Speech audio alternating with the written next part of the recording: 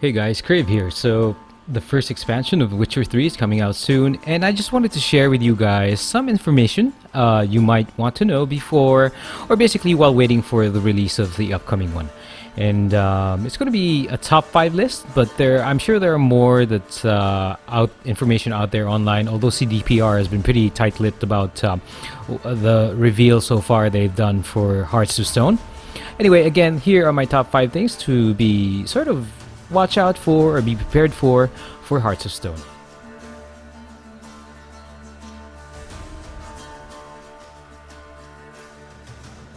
So you're probably done with the game unless you only recently purchased it, and if you're still working on the base game, I suggest you keep on chugging. While there wasn't a specific level of requirement, CDPR mentioned that they basically suggested that the player be at level around the level 30-ish mark to be able to handle the combat situations. They also mentioned that you don't have to finish the plot of the base game or get into Game Plus mode just to start your adventure. So get your Geralt ready for the new expansion so that you basically don't get frustrated with the combat if you're below the suggested level by CDPR.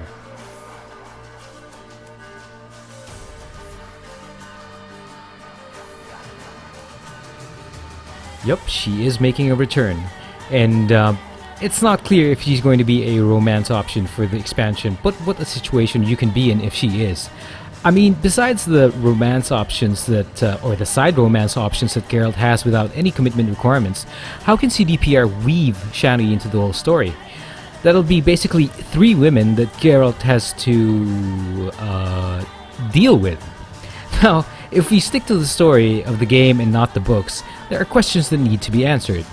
Is Shani pissed at Geralt? Is it canon in the games that you opted to have Triss take care of the child Alvin instead of Shani? Is there going to be a heated situation where we have a red-haired magic user versus a red-haired doctor/medic? But what if you picked Yen?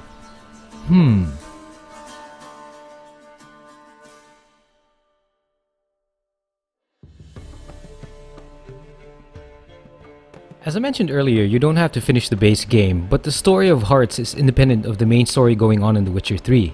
It does, however, take place in familiar areas like Oxenford and in the area where you encountered those 3 hags that you had to deal with in the main plot. Now, the expansion quest, basically it starts off with a quest and has you going through an estimated of about 10 hours of new places to see and new characters to talk to and take down. It seems relatively short when you think about it, but I'm guessing that number is for people who paced relatively quickly in the game with a moderate amount of side quests taken.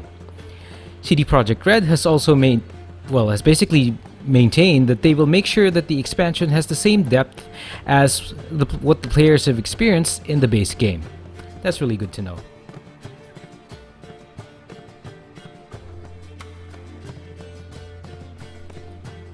Now this is something new. Rune words seem to be a buff that Geralt can apply to himself and increase his combat abilities or make himself resistant to certain types of attacks and maybe certain types of damages. Apparently it's a derivative of the glyph system that will mean some magical effects that are visible on screen. So a lot of pew pew going around, I suppose, or maybe some magical barrier effects, I'm not sure. I don't know, the old glyph system seemed okay enough to make Geralt strong enough in combat to basically plow down the number of mobs that he encounters in the game and some of the major monsters that he really has to take down. Maybe something in the expansion will be introduced that makes rune words sort of a requirement. Let's see where this goes.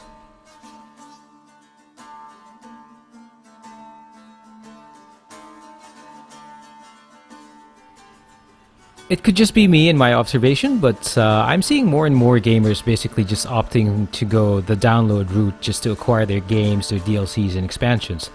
But if you do purchase the physical version of Hearts of Stone, you get the following items. You get a digital code to download the expansion itself. You get, if I'm not mistaken, 2 full Gwent decks. That's pretty amazing for those excited about the deck gameplay, the Gwent gameplay. And a manual explaining the rules of the game. Now these things would really be a nice option for collectors if they opt for the retail copies. While, as I mentioned, I haven't been a fan of the side game, I'm seeing a lot of people really interested in it. Maybe CD Projekt Red will eventually give in or cave into the fan requests and make it a standalone game like Magic. And that's pretty much it for this short FYI video on the upcoming Hearts of Stone expansions. I really just wanted to get this information out there, especially for these 5 ones that I'm really curious and excited about. Be sure to check out my older Witcher 3 videos, and I'll talk to you guys soon. See ya.